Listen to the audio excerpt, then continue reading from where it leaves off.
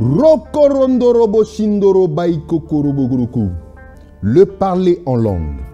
Est-ce la conjugaison de mots incompréhensibles en n'importe quelle langue ou l'expression déclarée mais incompréhensible à l'entendement intellectuel de tout et chacun pour communiquer un message sous une forme de parabole? Que dit la Bible au sujet du parler en langue?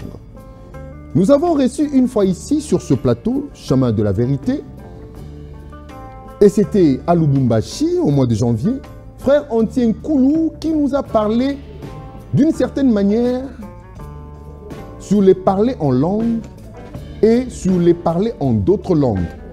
Selon les révélations qu'il a reçues, il a déclaré que la conjugaison des mots incompréhensibles n'est qu'une forme d'arnaque, si on peut le dire comme ça. Et des réactions ont surgi de partout. Les gens ont déclaré, les gens ont réagi, mais la plupart de ceux, à majorité qui ont réagi, nous ont envoyé des vidéos sur des hommes de Dieu enseignant sur le parler en langue. Dans cette émission, comme vous le voyez avec ces décors un peu plus spéciaux, nous nous sommes mis debout, nous allons essayer de passer en revue d'abord le frère Antien Koulou qui nous parle, qui définit un peu, suivant les révélations qu'il a reçues de la part du Seigneur, de ce que c'est les parler en langue et les parler en d'autres langues. Et nous allons passer à revue les différentes vidéos nous envoyées. C'était des liens que nous avons téléchargés, des différents hommes de Dieu qui reviennent ou qui expliquent sur ces sujets. Que dit la Bible sur le parler en langue? Confrontation d'opinion ou de révélation? Et tout cela, vous le saurez, Madame, Mademoiselle et Messieurs, sur le chemin de la vérité.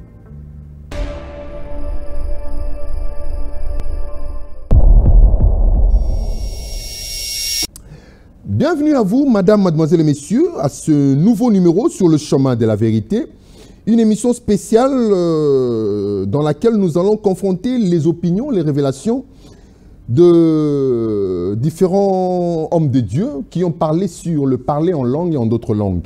Comme annoncé, nous allons revenir sur ce qui a suscité la polémique, le passage de frère Antien Koulou dans cette émission, où il est venu nous parler de parler en langue et sur le parler en d'autres langues avec le frère Antien Koulou. Nous avons écouté, auditionné et son opinion, ses révélations ou son intervention a suscité beaucoup de réactions de la part de téléspectateurs que vous êtes, raison pour laquelle nous passons en revue cette émission et nous allons confronter à ce que les hommes de Dieu, différents hommes de Dieu que nous avons sélectionnés parmi les vidéos que vous nous avez envoyées pour essayer de comprendre. Dans cette émission, nous ne débattons pas pour prouver qui a la vérité, nous ne débattons pas pour donner la couronne à qui que ce soit, comme le disent les hommes, par les chocs d'idées jaillissent la lumière. La Bible dit, nous connaissons en partie et nous prophétisons aussi en partie. Donc chacun a une portion de révélation et lorsque nous les rassemblons, nous essayons de trouver de la lumière qui nous permettra de nous saisir de ça et d'avancer dans la foi. Alors nous démarrons déjà avec le frère Antien Koulou qui nous parle ici de ce que c'est le parler en langue et les parler en d'autres langues.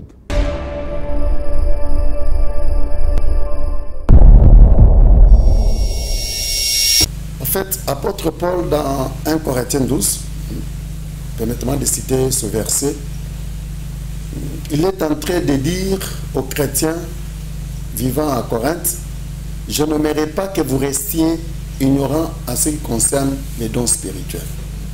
Ça veut dire, en disant ça, qu'il y a un danger si vous restez ignorants quand il s'agit des dons spirituels.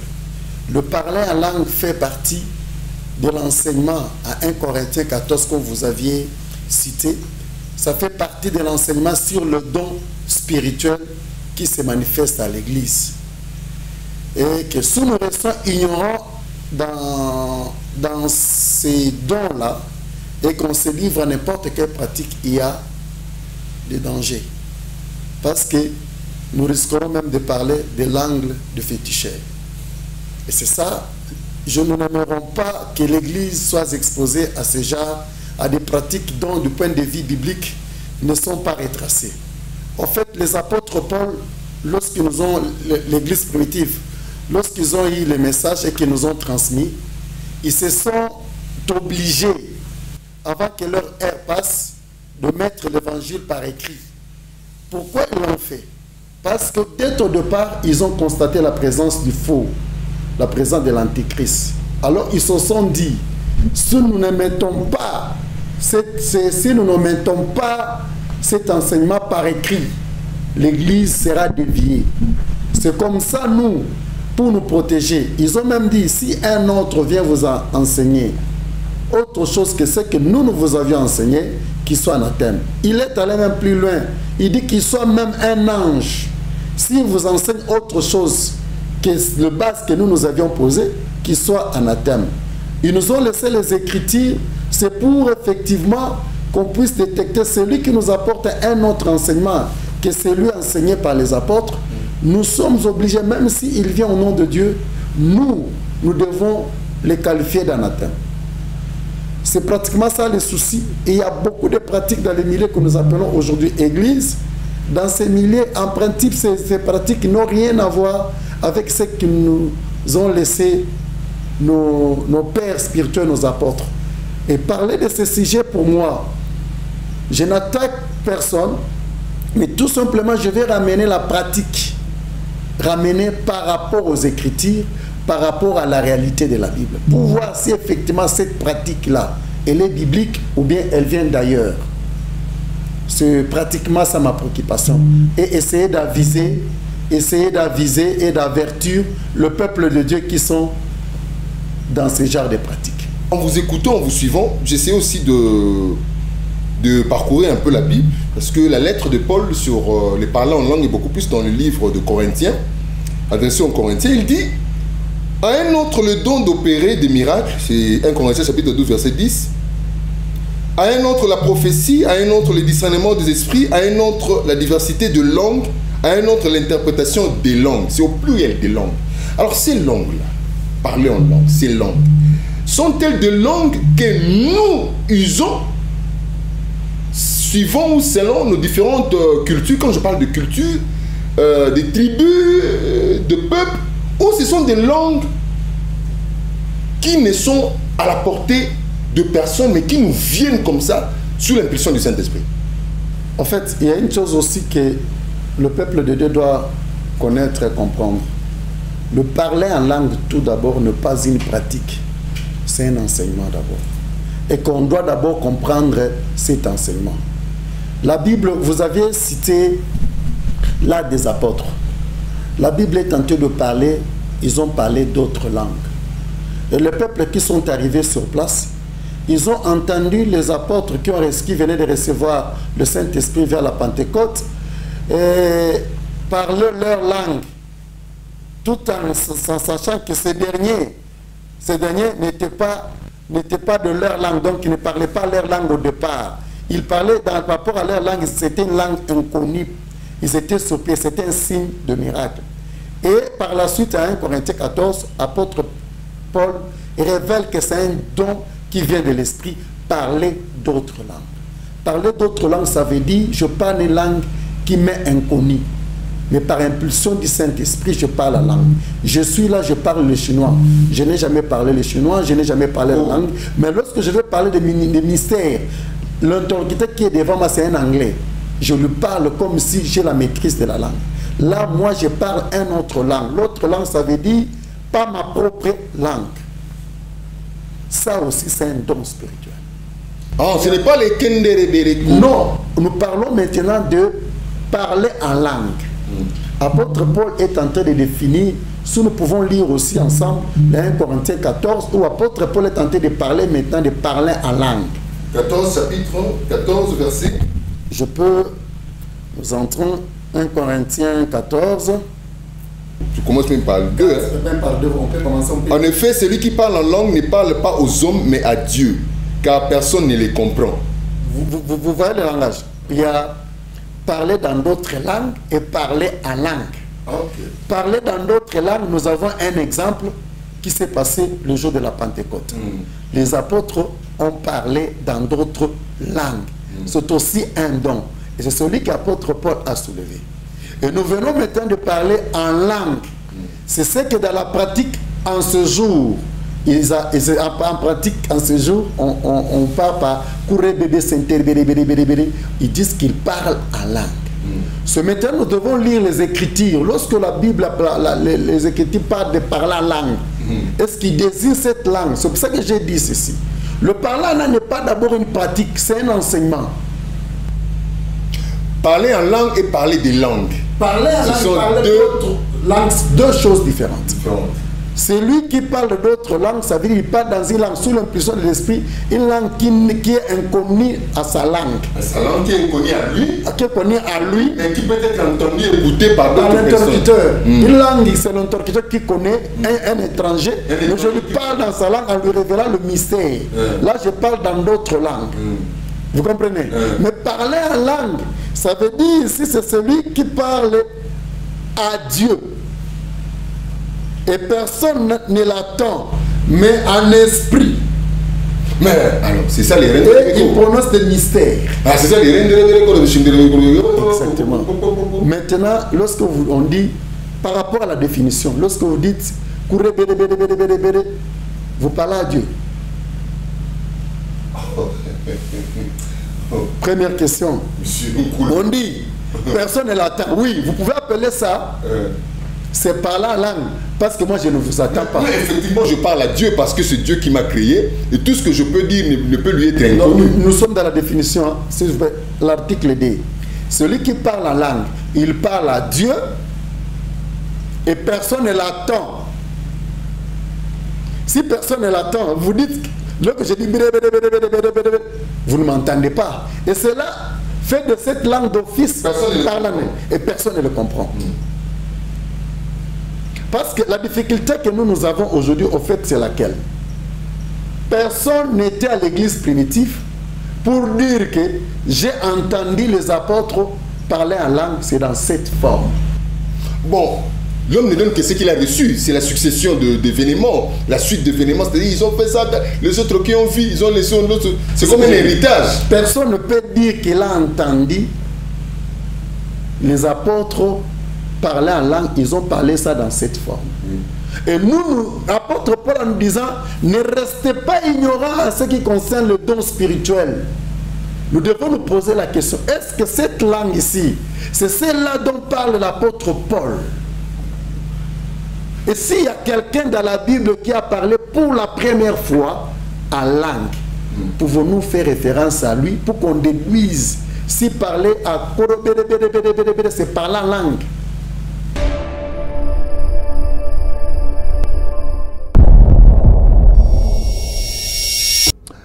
Voilà, chers téléspectateurs, pas de commentaires. Nous avons tous suivi ce que le frère Antien Koulou avait déclaré, une émission passée au mois de janvier 2023, de cette année même.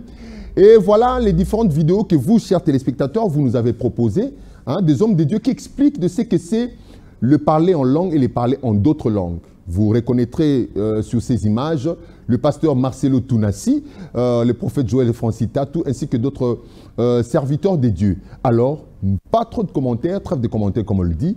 On suit et on se retrouve juste après pour la suite de cette émission.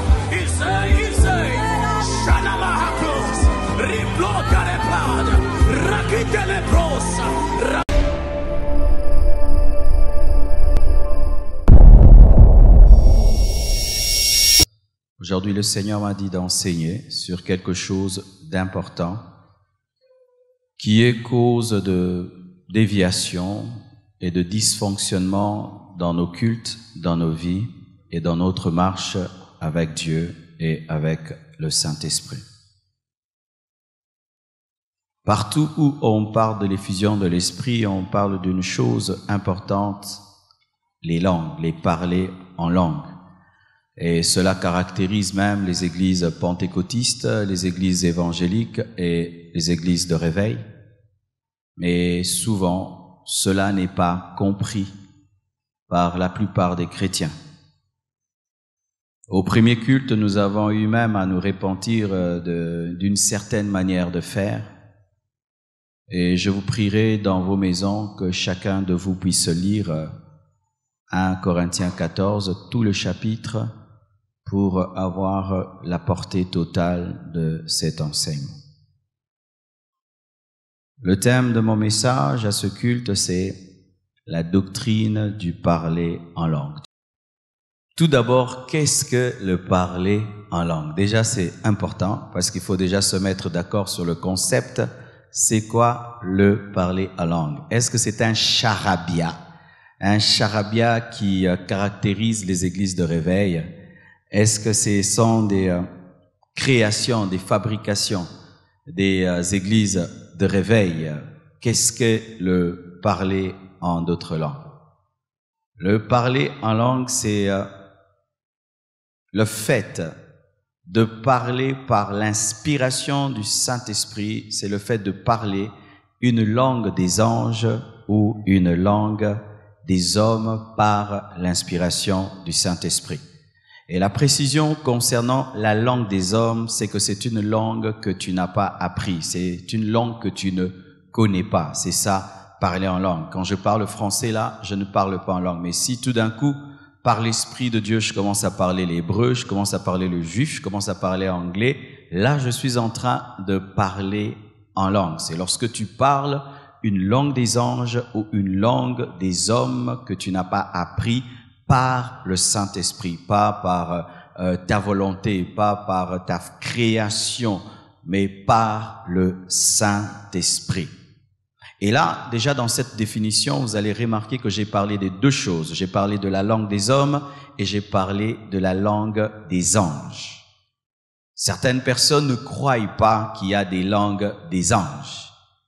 Bien-aimé, la Bible parle des langues des anges. Et de plus en plus, mon désir en tant que prédicateur, c'est d'être vraiment biblique.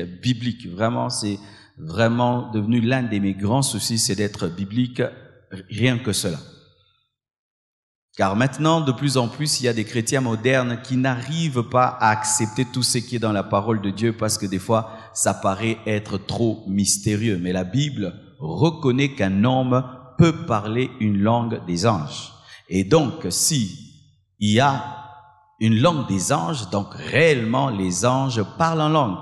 Quand Michael et Gabriel causent, ils ne causent pas en français, ils ne causent pas en lingala, ils parlent en langue. Et donc aussi au ciel, la langue qui sera parlée, ce sera le parler en d'autres langues, la langue des anges. Si il s'avérait qu'au ciel on parle lingala, les Chinois ne vont pas causer avec les Congolais. Si au ciel on parlait anglais, il y aura des francophones qui ne sauront pas parler, il y aura des problèmes au ciel. Alors quelle est cette langue qui unit tous les chrétiens? C'est le parler en langue. Parce que quand le Congolais parle en langue, le Chinois c'est le parler en langue. Amen. Sachez qu'au ciel, nous parlerons en langue. Ce sera la langue du ciel. Lorsque Dieu parle avec les anges, il parle en langue. Amen. Je ne suis pas en train de délirer. Amen. Le parler en langue, c'est la langue des anges. Donc, si c'est la langue des anges, c'est la langue de Dieu. Et pourquoi cela est la langue des anges? Si nous sommes sincères et honnêtes, nous allons remarquer que dans les langues que nous utilisons, il y a trop de limitations. N'est-ce pas que des fois, lorsque tu veux trouver vraiment le mot qu'il faut pour quelque chose en français, tu ne trouves pas, mais tu trouves ce mot en lingala. Et des fois, un mot que tu trouves en lingala, tu ne sais pas le trouver en anglais. Toutes les langues créées par les hommes sont limitées parce qu'elles ne savent pas à la perfection exprimer ce qui est dans l'homme. Amen. C'est pourquoi il y a les langues. Celui qui parle en langue ressent ceci. Il peut exprimer totalement ce qu'il ressent devant Dieu, différemment de celui qui parle en français, celui qui parle en lingala. Quand je ne priais qu'en français, en lingala, je me sentais limité dans mon expression. Mais depuis que je prie en langue, je sens vraiment que je manifeste au maximum ce que j'aimerais dire à Dieu. Amen. Il y a deux sortes de langues, la langue signe et la langue don. Et je suis en train de parler de la langue signe. Pourquoi le Saint-Esprit donne la langue signe? Premièrement, pour lui dire des mystères. Souvent dans les églises, quand on dit mystère, c'est l'occultisme. Non, mystère, ce sont des choses incompréhensibles par l'intelligence de l'homme. Point. Amen. Voici. 1 Corinthiens 14, verset 2. La Bible dit ceci. En effet, celui qui parle en langue ne parle pas aux hommes, mais à Dieu, car personne ne le comprend. Et c'est en esprit qu'il dit des mystères. Lorsque tu veux dire à Dieu des choses que personne ne va comprendre, lorsque tu veux dire à Dieu des choses que ton voisin ne va pas comprendre, celui qui a la grâce de parler en langue, il parle en langue et tu n'entendras pas. Il dit à Dieu des mystères, il dit à Dieu des choses intelligibles que l'intelligence humaine ne peut comprendre. Nous avons le parler en langue pour prier en esprit et non par l'intelligence, parce que l'intelligence a des limites, l'intelligence a des faiblesses, l'intelligence commet des erreurs. Je peux commettre des erreurs en priant avec mon intelligence, où je ne dis pas le verset comme il se doit, où je demande à Dieu quelque chose qui n'aimerait pas que je lui demande, où je revendique une chose qui n'est pas selon le plan parfait de Dieu, où je suis en train d'adorer pendant qu'il faut que je puisse louer, où je loue pendant que je dois demander. Mais quand quelqu'un prie en esprit, il fait exactement ce qu'il devait faire en ce moment-là. Qu'une fois qu'on parle en langue, maintenant, tu peux parler quand tu veux. Voici. 1 Corinthiens 14, verset 15. La Bible dit, que faire donc? Je prierai par l'esprit. Qui priera? Paul, n'est-ce pas? Je prierai par l'esprit. Mais je prierai aussi avec l'intelligence. Je chanterai par l'esprit. Mais je chanterai aussi avec l'intelligence. Mais pas d'orgueil. Mais je prie en esprit. Ramayanda Shekarababa. Je n'ai pas péché, je n'ai pas crié. J'ai déjà. Je vais chanter en esprit. Oh Rabasaya, Indalaba Shandalababa. Et puis maintenant, je prie en français. Mon Dieu, mon roi, Dieu tout-puissant. Je chante en français. Que la gloire te revienne. Je viens d'accomplir 1 Corinthiens 14, verset 15.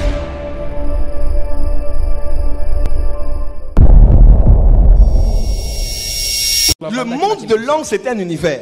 Il y a plusieurs dimensions du parler en langue.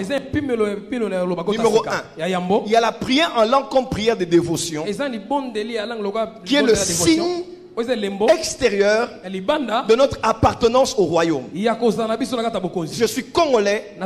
Il y a 4 langues nationales chez nous. Il y a le Kikongo, le Chiluba, le Swahili et le Lingala. Chez nous, les principales sont à 4, à part les plusieurs dialectes que nous avons. Celui qui vient en parlant lingala vient probablement d'ici ou du Congo-Brazza. Parce qu'une langue peut être nationale ou régionale.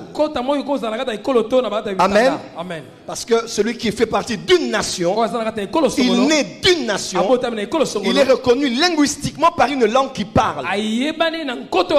Nous parlons dans l'espace francophone le français, et dans les pays comme le Kenya, la Tanzanie, le Zimbabwe, l'Afrique du Sud, la Namibie, plusieurs des pays, Malawi, ils parlent l'anglais. Une langue peut être nationale, une langue peut être régionale. Maintenant, la Bible déclare, dans 1 Pierre chapitre 2, nous sommes une nation sainte. L'église est une nation parmi les nations. Tu n'as pas entendu. L'église est une nation dans une nation. La RDC est sous occupation. Tu n'as pas entendu. La RDC est sous occupation. Mais la RDC comme nation est sous occupation d'une nation qui s'appelle Ecclesia. Aïe, aïe, aïe. Et puisqu'une langue est nationale, il y a une autre langue que ceux de cette nation-là doivent parler différemment du Lingala, du Kiko, le Kamazo Prati Abase. Amen. Abayaze Plale. Amen. C'est la langue maternelle de chez nous.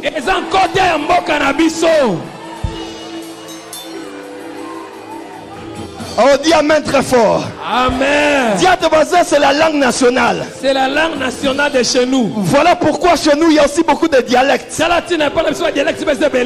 langues qu'on parle au Nigeria, ce n'est pas les langues qu'on parle au Congo. Ici, Payi Mazote. Amen. Bali Saprate Kayamazo. Amen. Mettez-vous. Donc tout chrétien doit parler en langue. Parce qu'il est né dans cette nation. Oh prophète, tout le monde n'a pas le don de parler en langue. C'est ça la différence. Le don de parler en langue, comme don spirituel, de 1 Corinthiens 12. De 1 Corinthiens 14 quelque part n'est pas le même parler en langue de Marc chapitre 16. Marc chapitre 16, il n'y a pas d'exception. Voici les miracles qui accompagneront tous ceux qui auront cru en mon nom. Dis-moi tous. Dis-moi Marc 16 exclut les dons spirituels. Quand quelqu'un croit en Jésus, il est né dans la nation. C'est normal. Il chasse les démons. Il prend les breuvages mortels. Ça ne le fait point de mal. Et puis il rit à sauter. Payaya, payaya. Dis à tes voisins, c'est la langue nationale. C'est la langue nationale de chez nous. Alabasoté. Amen. Comme dans les journaux télévisés à la RTNC. Des fois on fait 4 langues nationales. Nous aussi nous allons venir pour parler les langues de chez nous et transmettre des informations en esprit à nos concitoyens. Amen.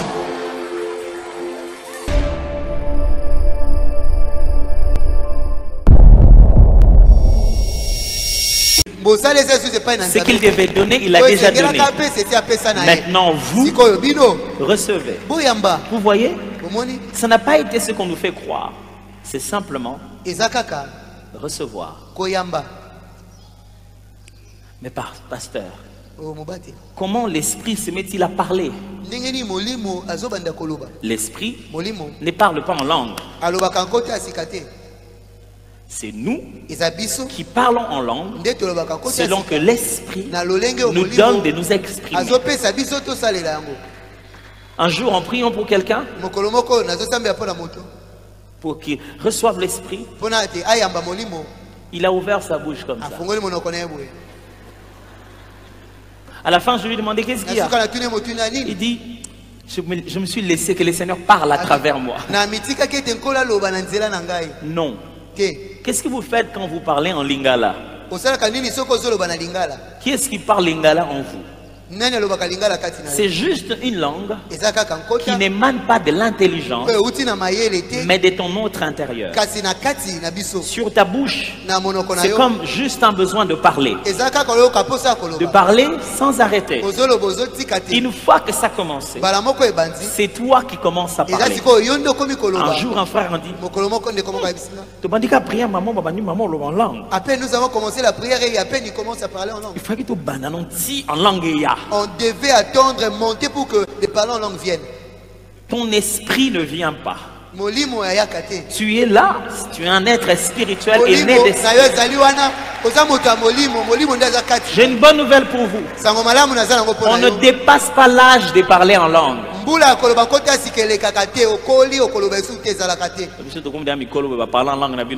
n'y a pas d'âge pour ça. Vous voulez que je vous dise l'âge que Jean avait quand il a vu l'Apocalypse? Est-ce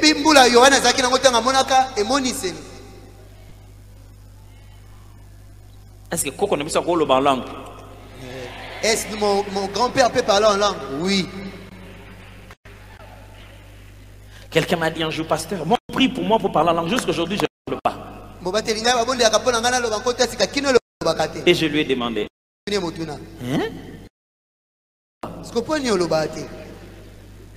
C'est là que la question est intéressante.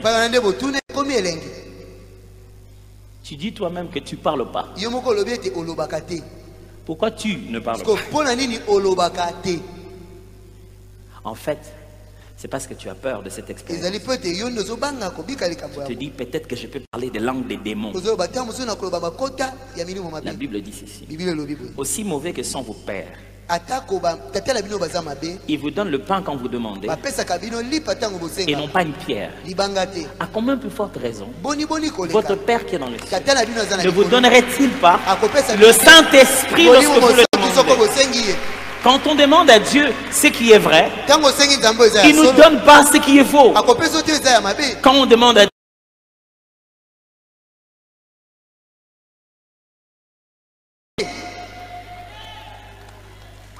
j'aimerais finir avec ces deux témoignages. J'aimerais que tout le monde, vous qui ne saviez pas que ce qu'on donnait à l'extérieur, c'était la Sainte Seine. Tout à l'heure, nous voulons manger la table du Seigneur. Si vous n'avez pas encore reçu, levez juste la main et les diacres, diaconesses qui sont là vont vous remettre votre petite bouteille dans laquelle vous avez l'expression de la Sainte Seine.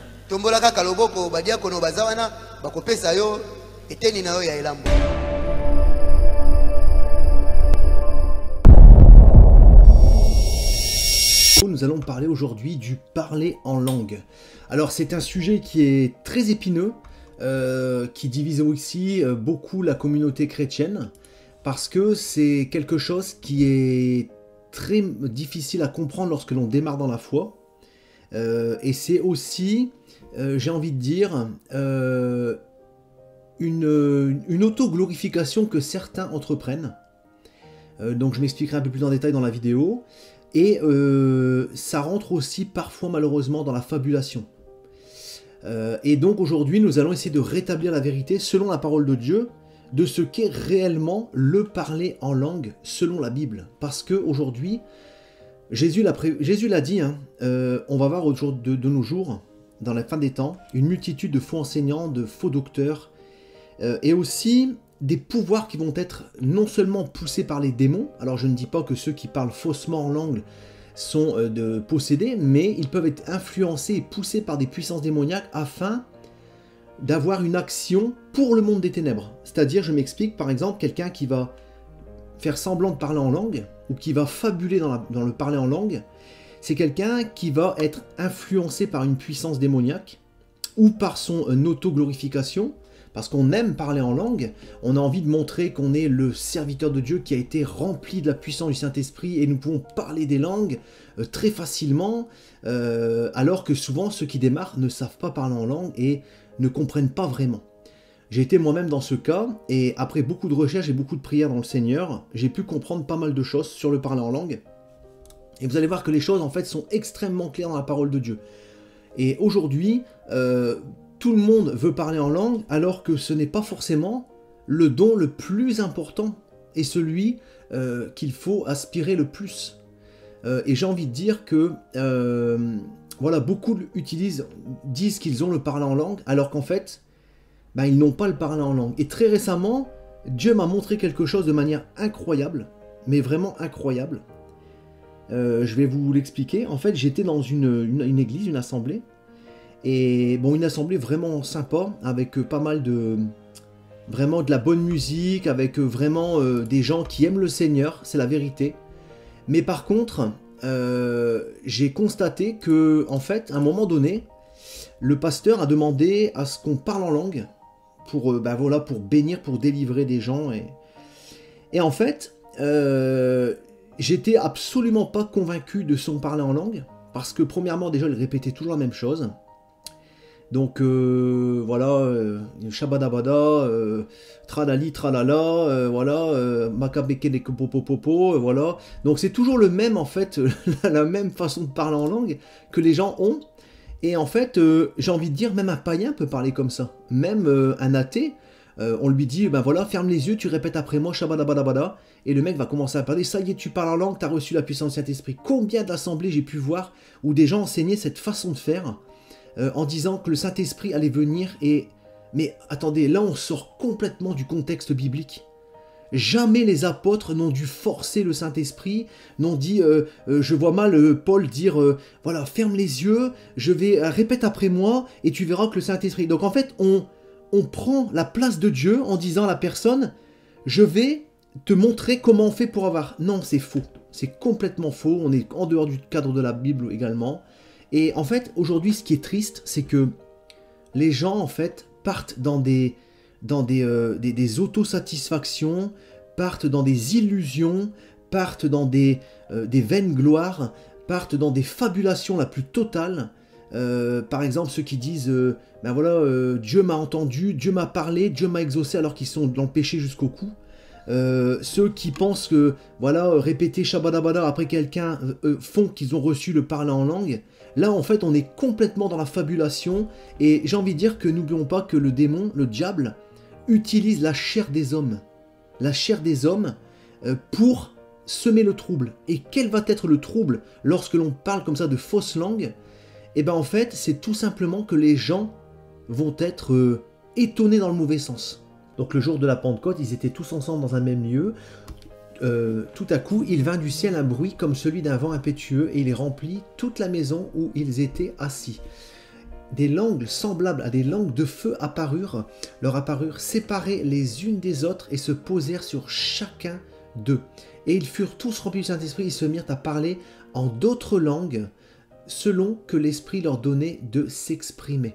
Donc là, on voit déjà, il se mit à parler dans d'autres langues. On ne parle pas de Shabadabada, on parle d'autres langues. Donc on parle bien de langues étrangères. Et ça va être confirmé juste à la fin du verset. Donc là, on voit bien que, en fait, il y a des langues de feu qui sont descendues. Donc ils ont entendu quelque chose d'assez spectaculaire, un bruit. Et en fait, chacun commença à s'exprimer dans des langues étrangères de façon assez incroyable. Donc en fait, là, pour bien reprendre le contexte de du véritable parler en langue, déjà, premièrement, ils sont saisis. Ce n'est pas eux qui forcent, ce n'est pas eux qui sont poussés par quelqu'un d'autre qui leur dit « voilà, tu vas dire ces mots-là ». Là, on n'est absolument pas du tout dans ces choses-là. Ils sont en train de prier, ils sont ensemble, réunis, et d'un seul coup, la puissance du Saint-Esprit entre en eux. Ils ne contrôlent plus les choses. Donc c'est pour ça que tout à l'heure, je vous disais que quand on regarde sa montre et qu'on parle en langue, ça ne peut pas venir du Seigneur parce que les choses ne sont plus contrôlables. C'est Dieu qui prend le contrôle de votre corps, comme par exemple des gens qui sont possédés, n'ont plus le contrôle, ils ne se souviennent même plus de ce qu'ils faisaient. Et souvent, on dit que quand on ressent la puissance du Saint-Esprit, parfois on perd connaissance. Parce qu'en fait, on ne contrôle plus son corps et notre esprit part complètement ailleurs. Donc là, on voit bien que c'est incontrôlable, que ce sont des langues étrangères, donc d'une multitude de langues étrangères, et que dans ces langues, ils parlent au Seigneur, ils louent le Seigneur. Donc par exemple, si demain vous êtes saisi d'un parlant en langue, vous commencez à parler par exemple l'arabe ou le grec, et vous allez commencer à louer Dieu dans cette langue de façon incontrôlable. Là, vous parlez en langue, le Seigneur peut vous saisir par exemple lors d'un voyage évangélique dans un pays étranger que vous ne connaissez pas, vous êtes en train de prêcher en français, d'un seul coup le Seigneur vous saisit sur une place publique, vous commencez à parler dans les langues étrangères, les gens se retournent, regardent, comment ça fait qu'ils parlent notre langue, et là sont touchés et stupéfaits. C'est ce qui s'est passé, et c'est ce qu'on appelle donc là le véritable parler en langue. Ensuite, on va continuer donc de voir également maintenant le faux parler en langue qu'on appelle donc non pas la xénoglossie mais la glossolalie. Donc là, c'est un faux parler en langue. Donc là, on n'est pas du tout poussé par le Saint-Esprit et on parle des langues donc, qui sont inconnues des hommes, hein, bien sûr, informelles, et c'est une contrefaçon humaine ou diabolique de la xénoglossie. C'est le parler en langue mécanique ou fabriqué. C'est ce que j'entends la plupart du temps. Je n'ai jamais vraiment entendu, sincèrement, un véritable parler en langue. À chaque fois, ce sont des shabadabada. Voilà, donc franchement, c'est triste de voir ça. Parce que, comme je vous dis, c'est vraiment une sorte d'autoglorification que les gens font.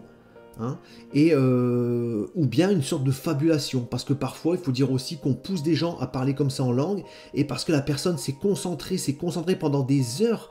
Voilà, répète après moi, concentre-toi, allez, shabada, shabada, shabada, shabada, et la personne commence à parler comme ça, donc elle pense qu'elle a reçu, quelqu'un qui est novice dans la foi va penser ça, donc c'est une forme de tromperie également, et je pourrais même assimiler ça à une forme de mensonge. Donc vraiment, ceux qui pratiquent ce genre de choses, vraiment, sincèrement, repentez-vous parce que, et revenez vraiment à la Bible originelle, revenez vraiment au véritable parler en langue des apôtres, demandez-le au Seigneur et arrêtez avec toute cette fabulation qui n'est absolument pas biblique, qui vient du malin ou de votre chair.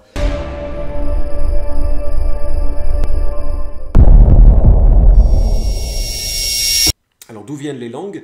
Eh bien les langues, c'est pas simplement le phénomène d'Actes chapitre 2, les gens qui spontanément se mettent à parler en langue lors de la présence, la venue du Saint-Esprit, mais les langues viennent d'un événement qui était un jugement dont nous avons trace en Genèse chapitre 11. Les hommes voulaient s'unir contre Dieu, au-dessus de Dieu, mener la vie qu'ils voulaient mener. Rien de nouveau sous le soleil. Et pour éviter qu'ils parviennent à leur projet, Dieu les sépare en distinguant leur langue. Genèse chapitre 11, versets 6 à 9. L'Éternel dit: « Voici un seul peuple, ils parlent tous un même langage, et voilà ce qu'ils ont entrepris de faire. Maintenant, il n'y aurait plus d'obstacle à ce qu'ils auraient décidé de faire. Allons, descendons, et là, confondons leur langage, afin qu'ils n'entendent plus le langage les uns des autres. L'Éternel les dissémina loin de là, sur toute la surface de la terre, et ils cessèrent de bâtir la ville. C'est pourquoi on l'appela du nom de Babel, car c'est là que l'Éternel confondit le langage de toute la terre, et c'est de là que l'Éternel les dissémina sur toute la surface de la terre. » Donc la première fois que nous avons le phénomène des langues sur terre, eh bien c'est un jugement qui sépare les hommes. Alors on me dit, bon, ok, c'est premier événement, première fois qu'il est question de langage, et voilà la raison, c'est pour éviter que les hommes soient unis trop rapidement dans le mal. La prochaine fois que l'on a mention des langues dans le livre de la Bible, c'est en Deutéronome. Et là, en Deutéronome chapitre 28, nous sommes après l'exode du peuple juif hors d'Égypte, nous sommes à la veille de l'entrée sur la terre ou dans la terre promise, et Moïse fait une liste de bénédictions et de malédictions, encourageant le peuple à obéir, à suivre, à faire confiance dans ce Dieu qui les avait délivrés de l'esclavagisme d'Égypte. Donc il leur parle, et dans la liste des malédictions qui surgiraient s'ils venaient à désobéir aux principes de la loi de Dieu, nous lisons ceci: « L'Éternel soulèvera contre toi, de loin, des extrémités de la terre, une nation qui se précipitera comme le vautour, une nation dont tu ne comprendras pas la langue. » Donc les langues sont, encore une fois, un symbole de jugement. Lorsque nous retrouvons les langues, c'est en Ésaïe chapitre 28, verset 11. Alors, si tu as le temps, si vous avez le temps, je vous encourage à lire Ésaïe chapitre 28, c'est saisissant. Le prophète est un peu en colère contre son peuple, qui est en colère contre les principaux sacrificateurs, les responsables de la nation. Ils sont ivres-morts, il y a des vomissures sur la table. Enfin, le spectacle qui nous est donné, vraiment un spectacle terrible de gens qui se fichent complètement de Dieu, qui vivent pour des soirées, pour l'alcool. Enfin, ça ressemble à certaines choses que l'on pourrait rencontrer aujourd'hui. Et le prophète Ésaïe dit, eh bien, chapitre 28, verset 11, « C'est par des hommes aux lèvres balbutiantes d'un autre langage que l'Éternel parlera à ce peuple. » Qu'est-ce qu'il veut dire? Il veut dire exactement la même chose. Vous ne voulez pas entendre? Vous ne voulez pas m'entendre? Moi qui suis prophète, vous ne voulez pas entendre les paroles de Dieu? Dit Ésaïe. Ok. Lorsque des gens viendront autour de vous parler d'autres langues, alors vous comprendrez. Vous comprendrez que j'avais raison, que le jugement arrive et qu'il est en fait venu. De quoi il parle? Eh bien, lorsque le prophète parle de cela, il parle au royaume du Nord qui, dans quelques années, dans l'an 722 avant Jésus-Christ, va être massacré par les Assyriens qui viendront par le Nord prendre en captivité, les emmener. Ce seront des combats assez terribles. Et le prophète leur dit, voilà, vous ne voulez pas m'entendre, vous ne voulez pas écouter Dieu maintenant, mais lorsque vous entendrez l'Assyrien, c'est-à-dire des gens aux lèvres balbutiantes d'un autre langage, vous comprendrez qu'il fallait m'écouter et que j'avais raison. Donc c'est encore une fois, la troisième fois que l'on a mention des langues comme ça, c'est encore une fois un symbole de jugement. Les langues, dans la Bible, c'est pas un symbole paisible, joyeux, synonyme de voyage, c'est un symbole de jugement. D'ailleurs, c'est ce verset de Ésaïe 28, 11 que cite l'apôtre Paul en 1 Corinthiens 14, 21. Je reviendrai là-dessus, c'est assez important. Mais ce qui est intéressant, c'est que, à mon sens, chaque fois que le parler en langue a lieu dans le livre des Actes qui est une transition, on va d'Israël à toutes les nations, c'est toujours dans un contexte de ce changement. Actes chapitre 2, nous lisons que les apôtres et les premiers disciples se mirent à parler en des langues qu'ils n'avaient jamais apprises, ils se mirent à louer Dieu dans des langues qu'ils n'avaient jamais apprises. Les gens étaient surpris, ils pouvaient reconnaître que certains parlaient leur propre langue. C'était des Juifs qui venaient de tout le bassin méditerranéen, c'était la saison de la Pentecôte, donc ils étaient en pèlerinage à Jérusalem. Ils entendent leur langue et ils sont vraiment très surpris. D'ailleurs, certains pensent qu'ils sont ivres, ce qui est une discrète allusion à Ésaïe chapitre 28, je pense, et le contexte est vraiment très intéressant. Donc nous voyons que les langues étaient le témoignage de leur inclusion dans les promesses faites à Israël. C'est d'ailleurs ce que les apôtres ont compris. Ils disent, mais donc le don du salut a été donné aux païens comme à nous. Même chose, parce qu'il y avait eu les mêmes phénomènes. Et la troisième fois que nous avons le parler en langue dans le livre des Actes, c'est en Actes chapitre 19. Et là, nous sommes devant une situation qui est intéressante, parce que ce sont les derniers croyants de l'Ancien Testament, en quelque sorte, symbolisés par les disciples de Jean-Baptiste. Ce sont des gens qui n'avaient pas encore bénéficié de toutes les promesses de la Nouvelle Alliance. Croyants dans l'Ancien Testament, ils se mettent à comprendre qu'ils ont besoin du Saint-Esprit par la prédication de l'apôtre Paul, ils se convertissent, ils sont baptisés, reçoivent le Saint-Esprit, ils se mettent à parler en d'autres langues. Et c'est comme si la boucle était bouclée. On a maintenant les Juifs qui croient et qui parlent en langue, on a maintenant des païens qui croient et qui parlent en langue, et nous avons les derniers croyants de l'Ancien Testament qui croient et qui parlent en langue. La porte est maintenant ouverte à toutes les nations pour qu'ils bénéficient du salut qui est en Christ. Pourquoi je crois cela? Parce que quand nous arrivons à 1 Corinthiens chapitre 14, verset 21, nous lisons que Paul, et je l'ai mentionné tout à l'heure, cite Ésaïe 28, 11. Et lorsqu'il en parle, il dit, voilà, il est écrit dans la loi, c'est par des hommes d'une autre langue et par des lèvres d'étrangers que je parlerai à ce peuple, et ils ne m'écouteront pas même ainsi, dit le Seigneur. Et Paul conclut, par conséquent, verset 22, les langues sont un signe non pour les croyants, mais pour les non-croyants. On va dire, mais comment est-ce que les langues peuvent être un signe pour les non-croyants? Ils sont un signe pour les non-croyants dans le sens qu'ils sont invités maintenant à venir au Dieu d'Israël, à venir au Dieu d'Abraham et à bénéficier de l'ensemble des promesses qui sont faites à Israël. Et maintenant, la bonne nouvelle, c'est que tous ceux qui parlent le chinois, tous ceux qui parlent l'espagnol, tous ceux qui parlent l'arabe, peuvent maintenant venir louer Dieu dans leur langue, selon leur cœur, pour adorer le Dieu d'Abraham qui a envoyé Jésus-Christ pour mourir à la croix pour que nos péchés soient pardonnés. Le rôle de l'interprète serait un peu le rôle d'un évangéliste. Il donnerait sens à cet événement que sont les parler en langue, et non seulement il donnerait sens, mais il donnerait une orientation en direction de l'évangile qui permette aux non-croyants de comprendre ce que c'était. Et le pendant de cette bonne nouvelle que toutes les nations sont greffées sur les promesses d'Abraham, ou certaines des promesses d'Abraham, le pendant terrible, c'est que, bien sûr, Israël est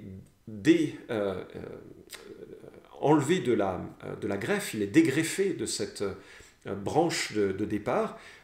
Bien sûr, selon Romains 9 à 11, nous croyons qu'un jour Israël serait greffé de nouveau, mais le symbole de ce jugement, c'est des gens qui parlaient en langue à Jérusalem, des gens qui parlaient en langue et qui annonçaient ainsi la venue du jugement, comme c'était le cas de tous les passages que nous avons dans l'Ancien Testament.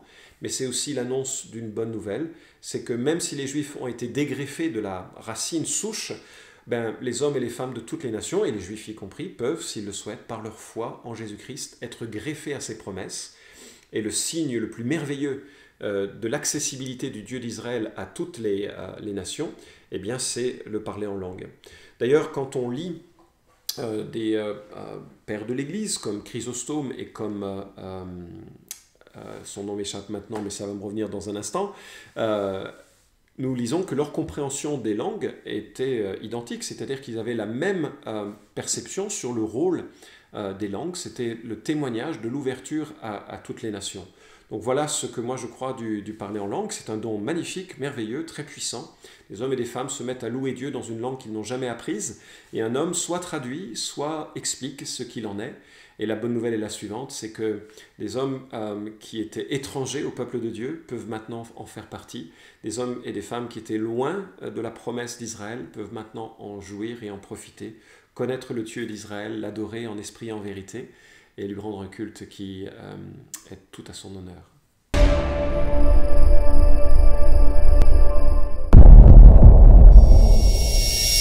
J'ai cependant une question quant à un autre parler en langue que nous rencontrons dans beaucoup d'églises, à savoir la glossolalie. En effet, beaucoup de chrétiens disent s'exprimer dans une langue inconnue qu'ils qualifient de langue de l'esprit. Cela serait une langue que seul Dieu comprend et serait un moyen d'intercession. Quelle valeur biblique ce phénomène a-t-il? Serait-ce une dérive du véritable parler en langue? Fin de ta question. Écoute, tu veux me faire beaucoup d'amis en posant une telle question. Je suis conscient que cette perspective divise dans les églises évangéliques. Je suis reconnaissant qu'aujourd'hui, ce n'est pas comme dans les années 80, où c'était, si tu parlais pas en langue, tu étais considéré comme non-chrétien dans certains milieux, et qu'il y avait vraiment des divisions massives sur cela. Le climat est aujourd'hui plus apaisé, il y a un respect mutuel et un avis différent.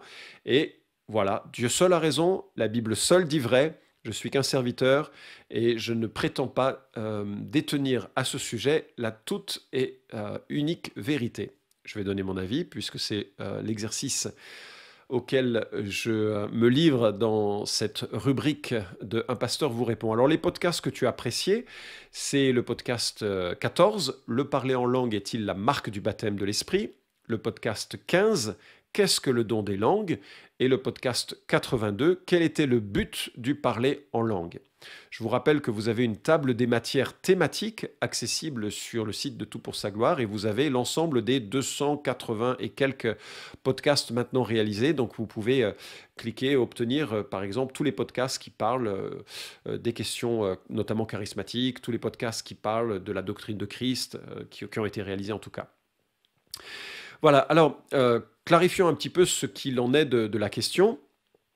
Est-ce qu'il y a un seul type de parler en langue, homogène dans le livre des Actes et dans l'épître aux Corinthiens, ou est-ce qu'il y a deux types de parler en langue, un dans les Actes que l'on appellerait de la xénoglossie, c'est le nom savant pour dire que ce sont des langues étrangères, simplement, hein, des gens qui se mettent à louer Dieu dans une langue étrangère qu'ils n'ont jamais apprise, c'est un miracle, et qui est un signe, c'est ma conviction, c'est la conviction d'ailleurs de tout le monde pour le coup, hein. Dans le livre des Actes c'est assez clair, c'est une langue terrestre, non apprise, donnée spectaculairement, miraculeusement par le Saint-Esprit, et qui intrinsèquement est une louange. Et est-ce que l'on a dans le livre des Actes une autre forme de parler en langue qui serait de la glossolalie, la langue des anges, une langue de l'esprit, une langue inconnue et qui échapperait à tous les critères d'analyse du langage?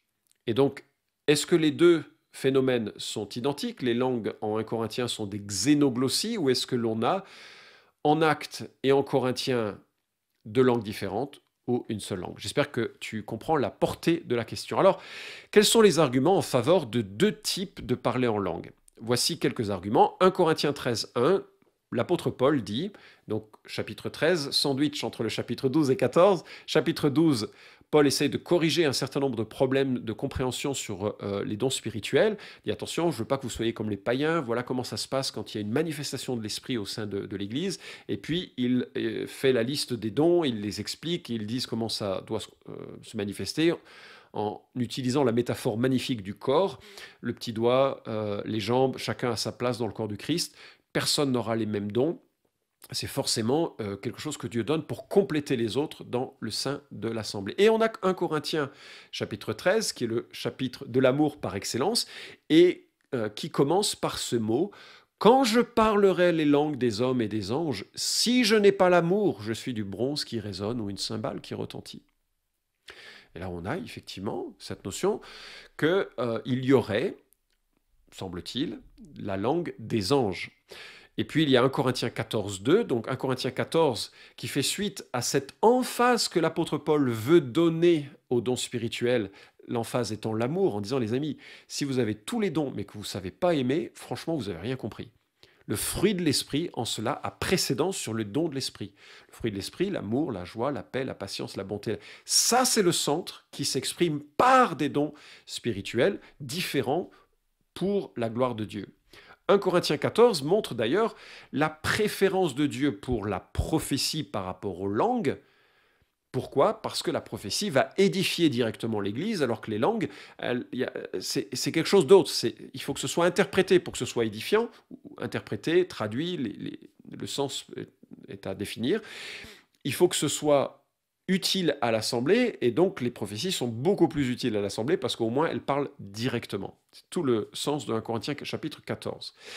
Et au verset 2, « En effet, celui qui parle en langue ne parle pas aux hommes, mais à Dieu, car personne ne le comprend, et c'est en esprit qu'il dit des mystères. » Et là, il semble donc effectivement parler d'une langue privée avec Dieu.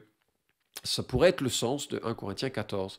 Troisième texte qui est utilisé en faveur d'une langue un peu unique, spirituelle, non étrangère, c'est 1 Corinthiens 14, 14 à 15. « Car si je prie en langue, mon esprit est en prière, mais mon intelligence demeure stérile. Que faire donc? Je prierai par l'esprit, mais je prierai aussi avec l'intelligence. Je chanterai par l'esprit, mais je chanterai aussi avec l'intelligence. » Et donc on a ce sentiment qu'il y a une pratique un peu déconnectée du cerveau, de l'intelligence, où on doit se laisser aller à chanter ou prier par l'esprit dans un langage qui ne correspond pas à un langage terrestre. Et enfin, et c'est l'autre argument que je voudrais souligner, c'est qu'il y a cette observation toute simple qu'en acte 2, les gens qui venaient de plus d'une douzaine de régions étaient compris, ces langues étaient comprises par les gens qui étaient des pèlerins à Jérusalem, alors que les Corinthiens avaient besoin d'interprétation. Donc ces arguments fondamentaux font que certains ont construit l'idée qu'il y avait un parler en langue étrangère et un parler en langue céleste. Alain Nisus, dans son livre « Pour une fois réfléchi », ajoute d'autres arguments. Il dit « On peut mentionner la fréquence du phénomène de la glossolalie dans le monde païen. Ce phénomène balal aurait été transposé en étant purifié à l'église de Corinthe. » Et d'autres arguments qu'il dit, l'expérience concrète des communautés actuelles de type charismatique et l'identification de ce qui se passe dans ces milieux avec le don du Nouveau Testament plaident en ce sens. En effet, dans la très grande majorité des cas actuels, les parlers en langue sont des glossolalies. On considère alors spontanément que c'est le même phénomène qui se passait à Corinthe, et on lit 1 Corinthiens 14 à la lumière de l'expérience concrète des parlers en langue d'aujourd'hui. J'espère que tu comprends ces arguments. Il dit, voilà, il faut bien réaliser que le parler en langue est une pratique que l'on trouve de partout. Le parler en langue non biblique, je parle. Hein. C'est-à-dire les gens qui se mettent dans un état de transe à prononcer des mots dont ils disent que c'est une langue céleste, une langue d'ange, une langue de divinité. Ça se trouve dans le chamanisme, ça se trouve dans plein de spiritualités, et notamment dans les spiritualités à mystère, qui étaient très fréquentes dans le bassin méditerranéen. Et ce que Nisus dit, il dit, voilà, vraisemblablement, certains ont trouvé dans le parler en langue de Corinthe une forme purifiée des pratiques païennes.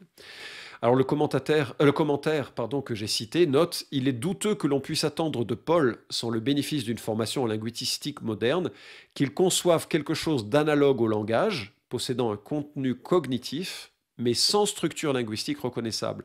De tels concepts ne lui étaient tout simplement pas accessibles. » Ce qu'il veut dire par là, et c'est la fin de la citation là-dessus, ce qu'il veut dire par là, c'est que il n'est pas possible que Paul ait eu les outils linguistiques pour dire des choses de façon différenciée. En fait, le parler en langue du livre des Actes, pour lui, semble-t-il assez clair, ce sont les mêmes formulations, c'est le parler en langue qui avait lieu à Corinthe.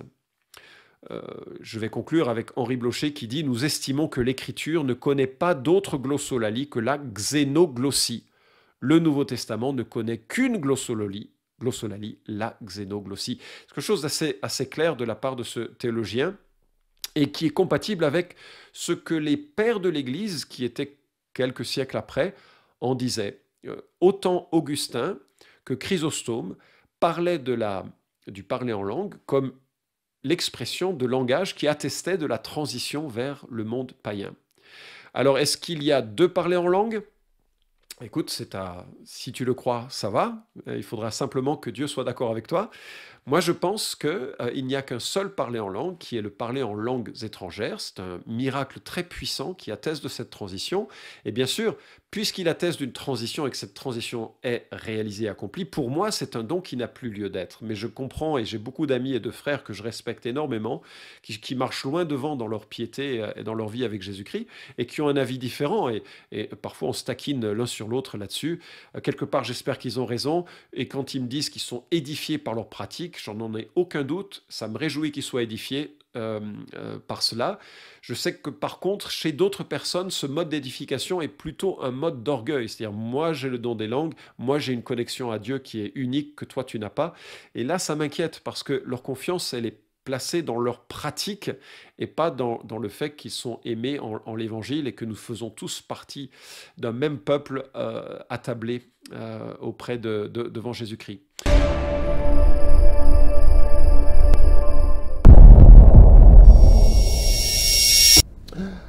Voilà, chers téléspectateurs, mesdames, mademoiselles et messieurs, nous sommes arrivés à la fin. Vous avez tout suivi. Donc, le parler en langue, que devons-nous saisir? Que devons-nous comprendre? Est-ce que les hommes de Dieu seront tous disposés à répondre à notre invitation pour débattre autour de cette question? Voilà, le débat est ouvert. Chemin de la vérité est grandement ouvert. Ses portes sont grandement ouvertes pour vous accueillir. Nous tenterons encore de faire revenir sur ce plateau le frère Antien Koulou, par qui les débats étaient suscités, pour nous expliciter encore plus de ce que c'est le parler en langue et le parler en d'autres langues. Merci beaucoup à vous tous qui nous avez suivis. Merci beaucoup à la grande équipe technique, la coordination Donatien Lutundula, à la réalisation Henri Tumbonio, au cadrage Yaremi Diakoubi. Merci beaucoup à Rita Bitota pour la coordination. Merci beaucoup à Papi Babouy. Merci beaucoup à Raoul Kabondomo Nami les Dipro. On se retrouve prochainement pour un nouveau numéro, toujours sur le chemin de la vérité. Au revoir.